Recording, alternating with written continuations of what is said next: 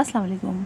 आज हम बात करेंगे समर के खूबसूरत फ्लावरिंग प्लांट के बारे में, जिसको गम्फीना का प्लांट कहते हैं। ये गम्फीना के फ्लावर्स हैं और देखिए देखने में कितने खूबसूरत हैं। ये फ्लावर्स छोटी छोटी बॉल्स की शक्ल में होते हैं और बहुत दिनों तक अगर आप इसको लगा रहने दें तो ये बिल्कुल सूखने के बाद भी बिल्कुल ऐसे लगते हैं कि जैसे बिल्कुल बिल्कुल नए से हैं, फ्रेश हैं।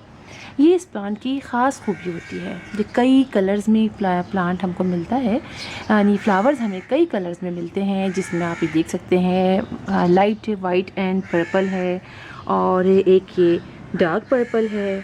इसके अलावा ऑरेंज होते हैं, वाइट होते हैं और एक दो कलर्स के और भी मिलते हैं। और मेरे पास 3 कलर्स के हैं और ये मैंने सीड के ज़रिए ग्रो किए थे। ये प्लांट बहुत ज़्यादा बुशी हो जाता है अगर इसको आप बड़ी जगह पे लगाते हैं या बड़े पॉट में लगाते हैं और डायरेक्ट सनलाइट में ज़्यादा देर रखते हैं, तो ये काफ़ी बुशी होना शुरू हो जाता है। और इसके अलावा इस प्लांट को चूँकि गर्मियाँ पसंद हैं, तो हम इसको सुबह की मॉर्निंग की अगर आप इसको धूप में रखते हैं सुबह से और 12-1 बजे तक की धूप में, तो ये बहुत अच्छा और बहुत फ्रेश सा फील करता है और अच्छा लगता है देखने में। लेकिन अगर आप इसको कम देर धूप में यानी 1 से 1.5 घंटे धूप में रखेंगे तो ये ज़्यादा अच्छा मतलब नहीं रहेगा। मेरा ये प्लांट इसकी मिसाल है और आप देख रहे हैं कि ये बहुत ज़्यादा बुशी नहीं हुआ है और बहुत ज़्यादा इसमें बड़ा भी नहीं हुआ है, इसलिए कि ये सुबह की 1 घंटे की धूप में रहता है जिस जगह मैंने रखा हुआ है। और इसीलिए आप देखिए ये छोटा सा ही इसका प्लांट है और इसमें फ्लावरिंग स्टार्ट हो गई है। तो अब मैंने इसको थोड़ी ज़्यादा देर धूप में रखा है तो ये यहाँ से बुशी होना शुरू हो गया है। तो इससे मतलब ये हुआ कि हम इसको ज़्यादा देर सनलाइट में रखते हैं, डायरेक्ट सनलाइट में।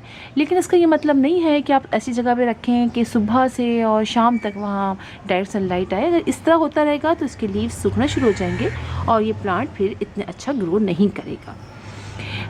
इसके फ्लावर्स में ही इसके सीड्स होते हैं और इसी को हम जो मतलब जब काफ़ी अरसा हो जाता है, काफ़ी दिनों बाद आप समझते हैं कि आप इसको लगे हुए काफ़ी अरसा हो गया और ये सूखने से लग जाते हैं, नीचे से यहाँ से सूखने लग जाते हैं हल्के हल्के से। तो फिर आप वाइट से कुछ ग्रे से हो जाते हैं, तो आप इसको रख लीजिए और उसके बाद आपको जहाँ लगाना है जब फुली सूख जाए तो ड्राई हो जाए तो फिर आप इसको इन्हीं को तोड़ तोड़ के आप लगा दें तो वो लग जाते हैं और नए से नए प्लांट निकल आते हैं। मैंने ये प्लांट सीड के ज़रिए ग्रो किए हैं और मैं आपको अभी दिखाऊंगी, मैंने 1-2 जगह और किए हैं और देखने में बहुत खूबसूरत लगते हैं और बहुत इजी टू ग्रो प्लांट है।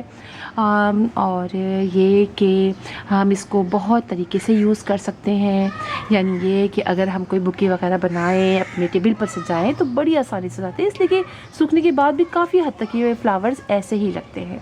तो ये इस प्लांट की बहुत ज़बरदस्त बात है। इसके अलावा अगर हम इसकी और प्रोपेगेशन की बात करें तो हम इसको कटिंग के ज़रिए भी ग्रो करते हैं। मैंने एक ब्रांच लगाई तो है, जब लग जाएगी तो मैं आपको दिखाऊंगी कि वो किस तरह लगी है। अभी तो मैंने आज ही लगाई है इसकी ब्रांच, तभी मुझे ख्याल आया कि मैं आप लोग को बताऊं कि इतना खूबसूरत प्लांट है तो क्यों ना आप भी एक दफ़ा अगर आपके पास सीड नहीं है तो नर्सरी से ले आइए, उसके बाद आपको लाने की ज़रूरत नहीं पड़ेगी और इसमें से मतलब आप इसी के फ्लावर्स को आप सुखाते रहेंगे और आप इसी से करते रहेंगे। तो इसकी लगाते किस तरह, इसकी ब्रांचेस मैं आपको बताती हूँ कि जैसे कि ये ब्रांच है ना, कोई नई ब्रांच निकली हुई हो, आप देखिए जैसे यहाँ कोई नई ब्रांच निकल ली है, चलिए इसी को ले ले। फ्लावर्स लगा है तो क्या हुआ, फ्लावर्स हम कट कर देंगे और यहाँ की एक ब्रांच इतनी बड़ी यहाँ से यहाँ तक की ब्रांच ले लेंगे और जो नई निकलने वाली ब्रांचेस होती हैं, जो नई नई निकल रही हैं, अभी तो मेरे सब में इसमें फ्लावर्स आ गए हैं, मैंने जो नई ब्रांचेस निकल रही होती हैं यहाँ इतनी बड़ी कट कर लेंगे और जिस तरह हम लगाते हैं नॉर्मल सॉइल जो लेते हैं या कोकोपीट लेते हैं उसमें आप लगा लीजिए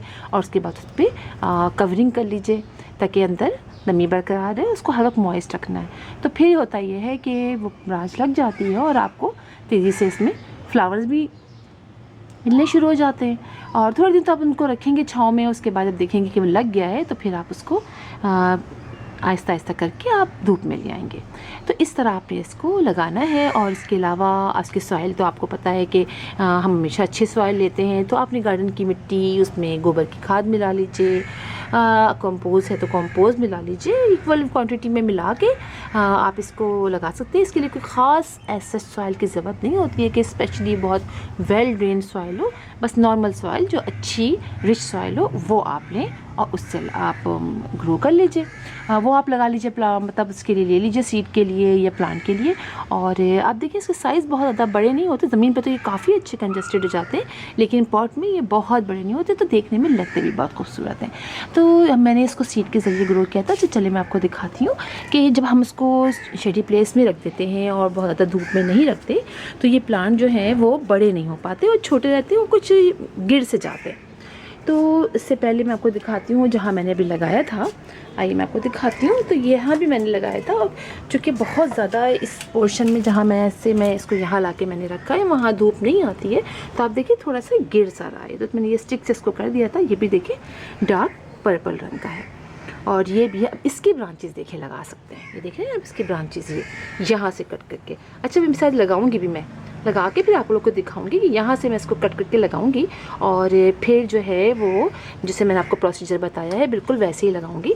तो ये बहुत आसानी से सीड के ज़रिए ग्रो करता है, तो आप बिल्कुल इसको लेकर आए अपने घर में। मैं एक जगह और आपको दिखाती हूँ। ये तो थोड़ा सा धूप में था, लेकिन यहाँ जो रखा है मैंने ये भी 2 सारे प्लांट मैंने सीड के ज़रिए ही ग्रो किए हैं।